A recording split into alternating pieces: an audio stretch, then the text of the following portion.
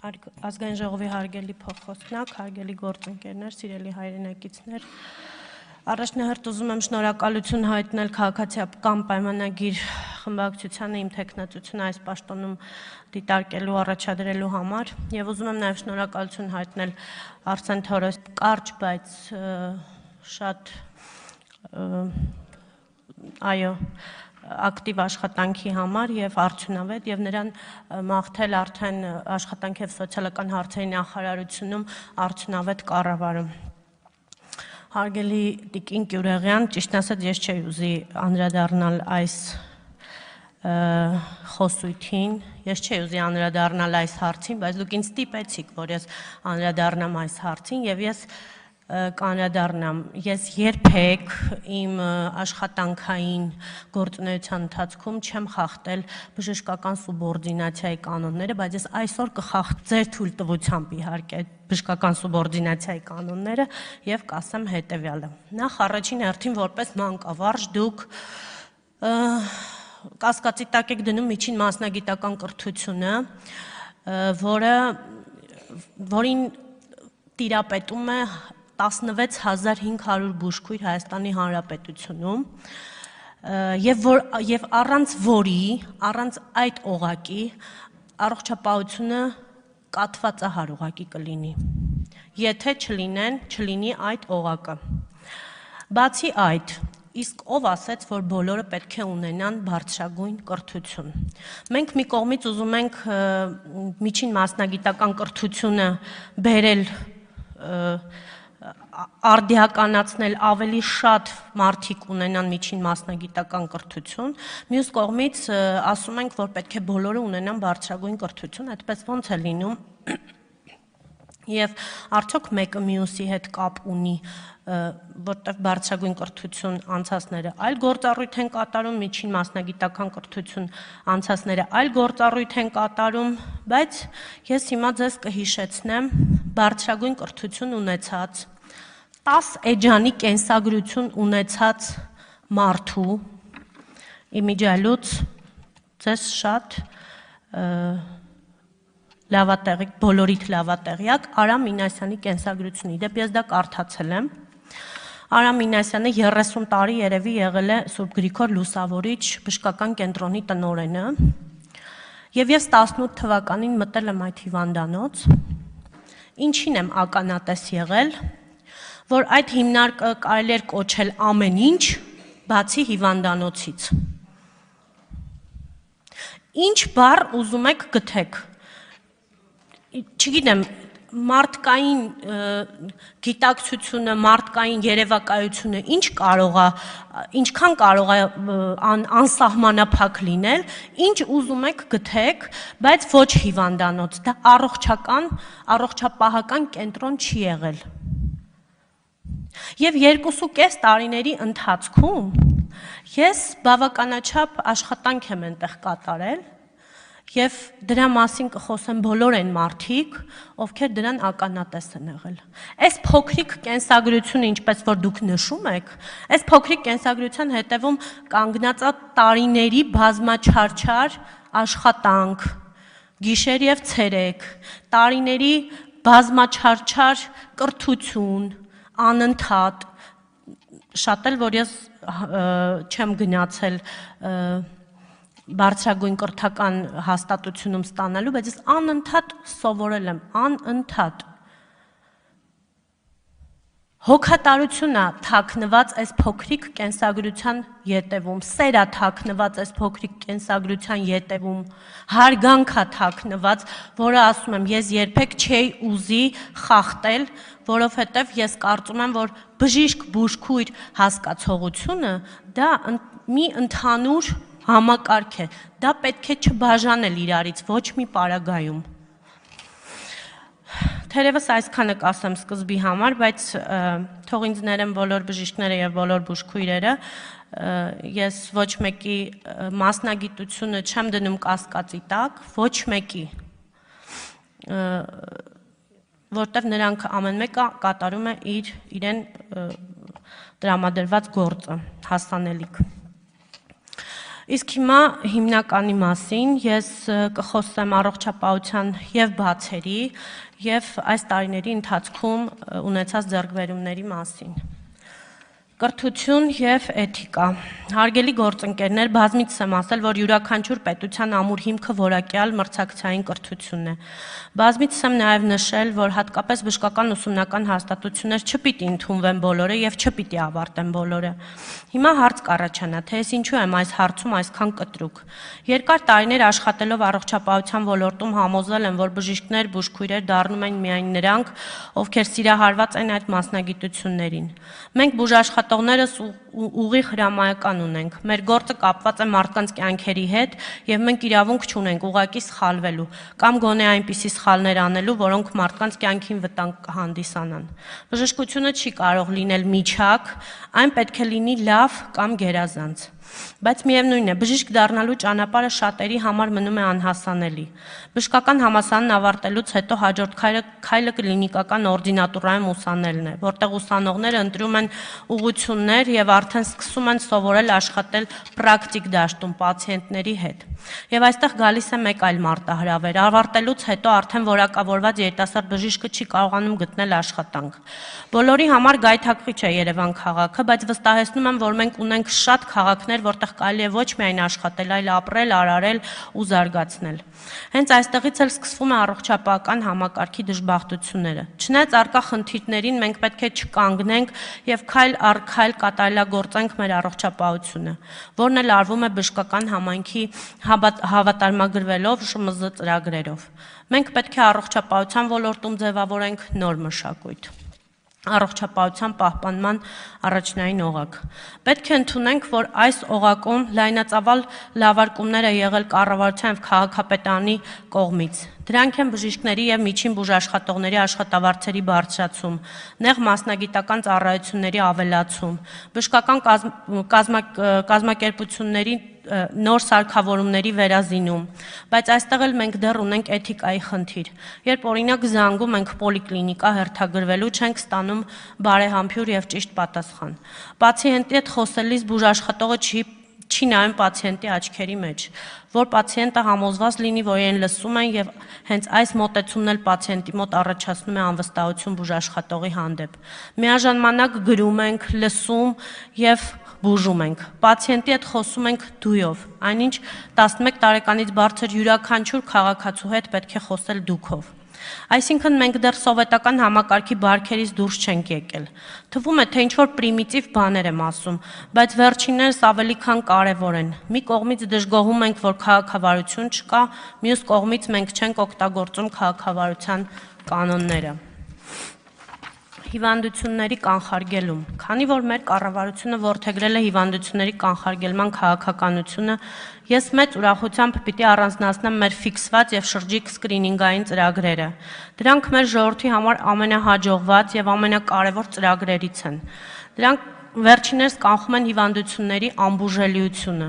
Սիրելի ժողովուրդ, խնդրում եմ, տրված ժամանակացույցով անցնել այդ սկրինինգային հետազոտությունները չարաբաստիկ հիվանդությունները վաղ շրջանում կանխելու համար, եթե իհարկե դրանք հայտնաբերվում են։ Մեր կառավարության օրոք ընդլայնվել են սիրտ անոթային հիվանդությունների, մասնավորապես աորտայի անևրիզմայի եւ գլխուղեղի կաթվածների հետ կապված ծրագրերը, որոնց վիրահատությունները կատարվում են բացառապես պետպատվերի շրջանակներում։ Ընդլայնվել են վերարտադրողական օժանդակ տեխնոլոգիաների ծառայությունները, ընդգրկելով արտոնյալ եւ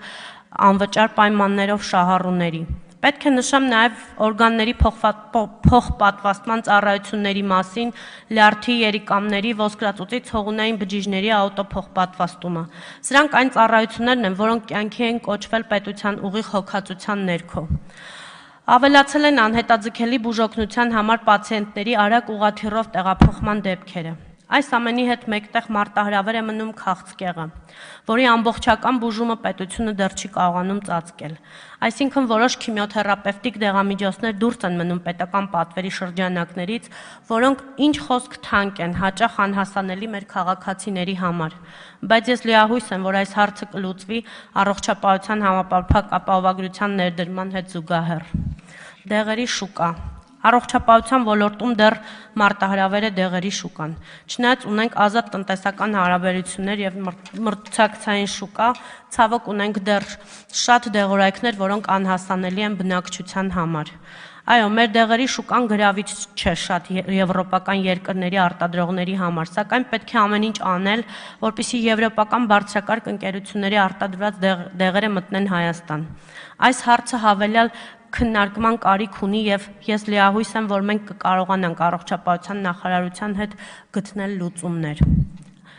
Հիվանդանոցների կառուցում եւ վերակառուցում։ Վստահ եմ, որ ոչ հեռու ապագայում կունենանք միջազգային չափանիշներին համապատասխան նոր հիվանդանոցներ, բուժման նոր տեխնոլոգիաներ, նոր սարքավորումներ եւ նոր առողջապահություն։ Քրեակատարողական հիմնարկներում Առողջապահության նախարարությունը նոր մոդել սահմանեց, քրեակատարողական հիմնարկների համար ստեղծելով նոր պայմաններ ամբուլատոր եւ ստացիոնար ծառայություններ ազատազրկված քաղաքացիների համար։ Առաջինը ներդրվեց Արմավիր քրեակատարողական հիմնարկում։ Ստորաբաժանումը հագեցած է դիագնոստիկ եւ լաբորատոր գործիքակազմով եւ 95 մահճակալով։ Վստահ եմ, որ կառավարության ֆինանսավորմամբ այս նոր մոդելը ել ավելի որակյալ բուժօգնություն կմատուցի մեր քաղաքացիներին։ Նպատակահարմար եմ համարում փոքրիկ անդրադարձ կատարել Հայաստանի Հանրապետության առողջապահության ոլորտի ֆինանսավորմանը։ Ներկայումս առողջապահության բնագավառի ծախսերը այնքան շատ չեն, որ կարողանան ուղղել մեր քաղաքացիների տրամադրված բուժօգնությանը ամբողջությամբ։ Այն քիչ է եւ հարկ է օգտվել տարբեր երկրների միջազգային փորձից գտնելու ճանապարհներ եղած ֆինանսները ավելացնելու արդյունավետ օգտագործելու համար։ Ներկայումս առողջապահության պետական ֆինանսական միջոցների պակաս լինելն ու գրպանից դուրս կատարվող վճարովի ծախսերի անկառավարելիությունը խոչընդոտում են համակարգի զարգացմանը եւ բժշկական օգնության եւ սպասարկման որակի բարելավմանը։ Նպաստում բազմաթիվ ընտանիքների աղքատացման առողջապահական ծախսերի պատճառով։ Խոչընդոտում բժշկական օգնության եւ սպասարկման ծառայությունների հասանելիության եւ ֆինանսական մատչելիության բարելավմանը։ Ունենալով այս պատկերը վերջին տարիներին առողջապահության ոլորտում նախատեսվում է կատարել բարեփոխումներ, անցնել առողջապահության համապարփակ ապահովագրությանը։ Դրանով նախատեսվում է բարձրացնել առողջապահության բնագավառում ծախսվող գումարների արդյունավետությունն ու նպատակայնությունը եւ բարելավել բժշկական օգնության սպասարկման որակը, ներդնելով առողջապահության ֆինանսավորման համար եկամուտի հավաքագրման կանխավճարային մոդել, պետության հաշվարկված համաֆինանսավորման։ Համապարփակ ապահովագրության համակարգը նախատեսում ենք ներդնել փուլային եղանակով։ Առաջին փուլում համակարգում կընդգրկվեն պետության կողմից սահմանված բնակչության խմբերը, այդ թվում նպաստի համակարգում ընդգրկված ընտանիքի անդամներ, հաշմանդամություն ունեցող անձիկ, մինչև 18 տարեկան երեխաներ, բնակչության սոցիալապես անապահով եւ հատուկ խմբերում ընդգրկված այլ անձիկ, սոցիալական փաթեթում ընդգրկված շահառուներ։ Երկրորդ փուլում կընդգրկվեն 63 եւ բարձր տարիքի քաղաքացիները, ինչպես նաեւ պետական հատվածի վարձու աշխատակիցները։ Երրորդ փուլում ապահովագրության համակարգում կընդգրկվեն բոլոր վարձու աշխատողները, ինքնազբաղված անձիկ եւ գյուղատնտեսությունում զբաղվածները։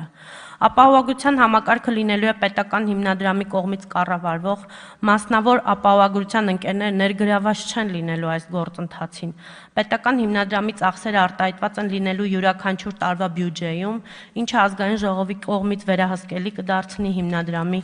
գործունեությունը։ Առողջապահության համապարփակ ապահովագրության ներդրման հետ կապված առաջիկայում օրենքի նախագիծը կբերվի ազգային ժողով եւ հանձնաժողովը կկազմակերպի լսումներ, տարբեր աշխատանքային քննարկումներ։ Դրան զուգահեռ առողջապահության ոլորտը պատրաստվում է համակարգի ներդրմանը։ Նախատեսվում է կառուցել եւ վերակառուցել բժշկական հաստատություններ, դրանք համալրել նորագույն սարքավորումներով։ Համակարգի ներդրման նախապատրաստվում է նաեւ ԱԱՊ համակարգը։ Վերանայում են բժշկական համայնքի ֆինանսավորման սխեմաները։ Օրինակ ԱԱՊ համակարգում ներդրնել ֆինանսավորման բոնուսային սխեմա եւ կատարվում են այլ աշխատանքներ։ Հարգելի գործընկերներ, առողջապահության համակարգը այնքան մեծ է, որ առողջապահության մասին անվերջ կարելի է խոսել։ Ես առաջարկում եմ, եթե կան հարցեր, հարց ու պատասխանով շարունակել մեր երկխոսությունը։ Շնորհակալություն։ Շնորհակալություն Տիկին Հունանյանին հարցերով դիմելու համար գրանցում։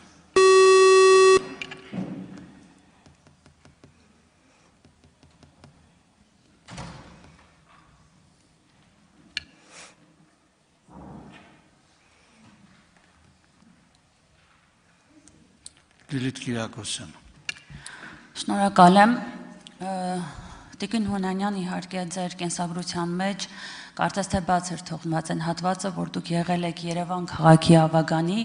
եւ դա հենց այն ժամանակահատվածներ, երբ COVID-ի համավարակներ, եւ ես ուղղակի չեմ կարող չհիշել այն դեպքերը, երբ դուք շաբաթներ շարունակ, այո, ձեր նշած սերն ու հոգատարությունն եք ցուցաբերում մահամերձ վիճակում գտնվող հիվանդներին, եւ ձեր որդուն բերում էին, որպեսզի ուղղակի կարողանար տեսնել ձեզ հեռվից հեռվու պատուհանից, ներքևից, վերևից իր մորը, ով որ բուժ աշխատող էր եւ հիմա կարծես թե այստեղ հեգնում են։ Եվ վերջի վերջո ուղղակի չեմ կարող չանդրադառնալ Տիկին Գյուրեղյանին եւ նշել վերջին տասնամյակների այն անձանց հարյուրավոր, ում մենք տեսել ենք, ովքեր ունեցել են պետական հաստատության դիպլոմներ եւ ոչ միայն պետական հաստատությունների, այլ նաեւ մի շարք առաջատար միջազգային բուհերի, ովքեր եղել են ուղղակի Տ-մարդի։ Մարդիկ, ովքեր եղել են ոչ միայն տմարդի, այլ նաև քանդել են այն բուժ հաստատությունների կարևորագույն գործերը, որոնք պետք է լինեին հենքային, առողջապահություն, բուժ հաստատություններ եւ այլն։ Տիկին Հունանյան, ես ողջունում եմ ձեզ, ձեր թեկնածությունը եւ վստահ եմ, որ ձեր փորձը եւ մարդկային որակները խիստ բավարար են, որպեսզի դուք կարողանաք դրական արդյունք ցուցաբերել։ Շնորհակալություն։ Շնորհակալություն։ Արման Ղազարյան, համեցեք։ Տիկին Հունանյան, ձեր նախորդ աշխատած ժամանակահատվածի աշխատանքային փորձը իբրև բուժքույր կամ ավագ բուժքույր ոչ ոք կասկածի տակ չի դնում այդ ձեր պրոֆեսիոնալիզմը, այդ թվում նաև Տիկին Գյուրեղյանը եւ այդ 16000 բուժքույրերը, ովքեր որ իրենց սուրբ գործն են կատարում, ստեղ ձեր առաջադրված պաշտոնը պահանջում է բավականին բարդ եւ պրոֆեսիոնալ, այդ թվում կառավարման փորձ։ Խոսքը սրա մասին է, մեկ խղաթյուրեք այդ ամեն ինչը։ Իհարկե դա ձեր քաղաքական որոշումն է, բայց պետք է ամեն ինչ ճիշտ ուղղությամբ տանենք, որպեսզի կարողանանք մեկս մյուսին հասկանալ։ Ես ինձ համար մի քանի հարցեր եմ առաջ քաշել, ձեր ընտրվելու դեպքում ինչպես եք պատկերացնում իդրախտ համակարգում դրվել է շրջանառության մեջ մարզային ողջ բժշկական կենտրոնները, հիվանդանոցները օպտիմալացվելու է եւ օպտիմալացման քողի տակ, այսինքն կառավարման ձևն է փոխվելու, այսինքն բերեմ օրինակ Գեղարքունիքի մարզում դառնալու է ընդամենը մեկ բժշկական կենտրոն, տարածքն էլ հայտնի չէ թե կենտրոնը ոնց է։ Դուք ո՞նց եք պատկերացնում դրա ծախս արդյունավետությունը, բժշկական գործը, մնացած բաները։ Եվ երկրորդը, ձեր խոսքում նշեցիք, որ քաղաքում է կենտրոնացվում, ինչպես եք պատկերացնում գյուղական համայնքներում բժիշկների եւ այլ նեղ մասնագետների ուղղորդումը դեպի բժշկական հաստատություններ, որտեղ կան գաղտնիք չէ մարզերում կառուցված պրոֆեսիոնալ ժամանակակից հիվանդանոցներ, որտեղ նեղ մասնագետներ չունեք դուք։ Դուք պատասխանեք, հետո այս արձագանքի տեսքով մնացած, այսինքն հարցս վերաբերվում է օպտիմալացման գործընթացին եւ դուք ձեր ընտրվելու դեպքում ինչպես եք պատկերացնում այդ գործընթացը, ո՞նց է կազմակերպելու բժշկական գործը մնացածները։ Շնորհակալություն հարցի համար։ Պարոն Ղազարյան, սկզբի համար ասեմ, որ կառավարման ձիրք ունեցող մարդուն պետք չի, որ նա ունենա բարձրագույն կրթություն, որովհետև շատ բարձրագույն կրթություն ունեցող մարդիկ կառավարման ձիրք չունեն, օպտիմալ արդյունավետ չեն կառավարում հիմնարկները եւ ընդհանրապես գերատեսչությունները կարող են դրանք նաեւ լինել։ Ես կարծում եմ, որ կառավարման ձիրք ունեցող մարդը պարտադիր չէ ունենա միջին մասնագիտական կրթություն եւ ես կարծում եմ նաեւ, որ օրենքներ կարդալը, օրենքներ մեկնաբանելը այնքան շատ դժվար չէ, ինչքան աշխատել, մտածել նաև միաժամանակ հիվանդանոցային օղակում, կողմնորոշվելու տեսակետից, այդ մեկ երկրորդը օպտիմալացման հետ կապված, քանի որ դեռ այս նախագիծը չի եկել ազգային ժողով, թույլ տվեք ես շատ իմ պատկերացումների մասին չխոսեմ, որովհետև դեռ նախագծին լիովին ծանոթ չեմ։ Ես եւ կողմ եմ եւ դեմ եմ, միայն այս կասեմ դեռ, ինչքան որ ծանոթ եմ նախագծին, մի կողմից կարծում եմ, որ պետք է տեղում կառավարել եւ տեղում վերցնել այդ պատասխանատվությունը ղեկավար անձը իր վրա եւ հարցերը լուծի, այսինքն հենց բժշկական կենտրոնում։ Մյուս կողմից միգուցե մեզ նախարարությունը շատ ավելի լավ ծրագիր է առաջարկում, որը կարող է բժշկական կենտրոնները միացնելով ավելի արդյունավետ կառավարում լինի, քան նախկինում է։ Իսկ ինչ վերաբերվում է գյուղական համայնքներ, բայց մենք սա հետո անպայման ես իմ կարծիքը ավելի մանրամասն կասեմ նախագիծը ամբողջությամբ իմանալուց հետո, իսկ ինչ վերաբերվում է գյուղական համայնքներում մասնագետների հետ կապված հարցը, այո, դուք ճիշտ եք, մենք խնդիր ունենք գյուղական համայնքների հետ կապված, բայց այստեղ միայն առողջապահության նախարարության խնդիրը չէ, այստեղ նաև տարածքային կառավարման նախարարության խնդիրն է, մենք պետք է կարողանանք գյուղական համայնքներում ենթակառուցվածքներ զարգացնել, մենք պետք է կարողանանք գյուղական համայնքները, մարզային համայնքները բերել այնպիսի վիճակի Երևանին մոտ, հա, վիճակի, որպեսզի մարդկանց համար գայթակղիչ լինի գնալ, այնտեղ ապրել, այնտեղ աշխատել, որովհետև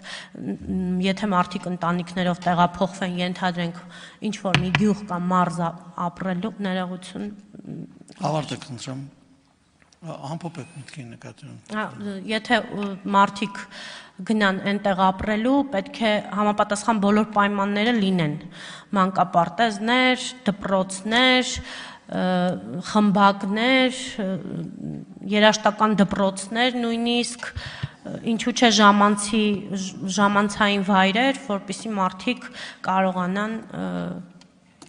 ապրել բնականon եւ լիարժեք կյանքով։ Համեցեք արձագանք։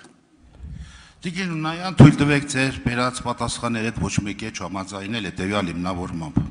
7 տարի մարդ բժշկական ինստիտուտ ավարտում, համալսարան ավարտում, պլյուս դրան արդինատուրա, նեղ մասնագիտական կրթություններ, վերապատրաստումներ, հիմա ես ասեմ դուք այդ ինստիտուտը կասկածի տակ եք դնում։ Այստեղ ձեր ընտրվելու դեպքում դա այն ոլորտն է, որտեղ պահանջվելու է շատ խիստ նեղ մասնագիտական խնդիրներ, հիմա դուք բերել եք, ասում եք կրթությունը կան ոլորտներ, բան այստանից կարևոր ոլորտ որն է առողջապահությունից, մարդու կյանքի հետ գործ ունենք։ Եվ դուք հիմա այս պայն կասկածի տակ եք դնում այն բժշկական բժիշկներին պրոֆեսիոնալ, որոնք տարիներով սովորել են եւ նեղ մասնագիտական կամ պրոֆեսիոնալ կրթություն աշխատանք են ձեռք բերել։ Դա թողենք, դա ժամանակը ցույց կտա։ Ասում եք խթանելը տարածքային կառավարման, դա առողջապահության նախարարության սուրբ գործն է, որպեսզի խթանի տեղերում կարողանա իր նեղ մասնագետներին կամ օրինակ բերեմ օրինակ Վարդենիսի տարածաշրջանի հիվանդանոցը անեստեզիոլոգ չունի։ Տեղյակ եք։ Պետք է Մարտունուց կամ Գավառից անեստեզիա ավարտում են պարոն Արշակյան։ Գնա որպեսզի նեղ մասնագիտական բուժում բանան։ Ասում եք նախագծին ծանոթ չեմ։ Դուք այդ ազնաժողովի անդամ եք եղել, այդ ազնաժողովը պետք է դուք կարդացած եւ պատրաստված կայեք, որպեսզի մեր հարցերը ուղիղ հարցերին կարողանայիք պատասխանել։ Վարդենիսի հիվանդանոցը ունի պաթանոլոգիական լաբորատորիա դերձարա, որտեղ բերում է մարտինում է երծումը անում։ Ինչպես եք պատկերացնում այդ խնդիրները, սրանք համակարգային խնդիրներ են, ոչ թե հեռանկարային առողջապահական ապահովագրություն, տեղորայքի շուկա, չգիտեմ ինչ։ Այս հարցերը պետք է դուք պատասխանեք, որ մենք հասկանանք։ Հասկանալի է, կարծում եմ պատասխանում է, բայց նաև պատասխանը ձեր հարցը։ Իսկ ինչ խնդիր կա, որ Վարդենիսից հիվանդին ներողություն հանգուցյալին տանում են Մարտունու դիահերձարանում հերձելու։ Եվ ուզում եմ հասկանամ ինչ խնդիր կա այդտեղ։ Այսինքն ուզում եք ասեք, որ ձեր տան կողքը դիահերձարան կա, որ Աստված ոչ անի, ձեր շենքից մեկը մահանում է, միանգամից տեղից հանում եք, մտցնում եք դիահերձարան, ինչ որ մի ճանապարհ չեք գնում հասնելու դիահերձարան։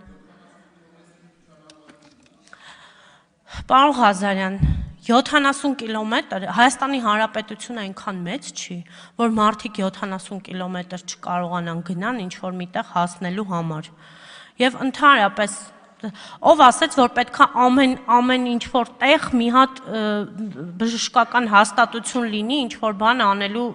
ինչ որ ակետից բեկետ հասնելու համար։ Տրանսպորտ գոյություն ունի ավտոմեքենաներ, չգիտեմ, ամեն հնարավոր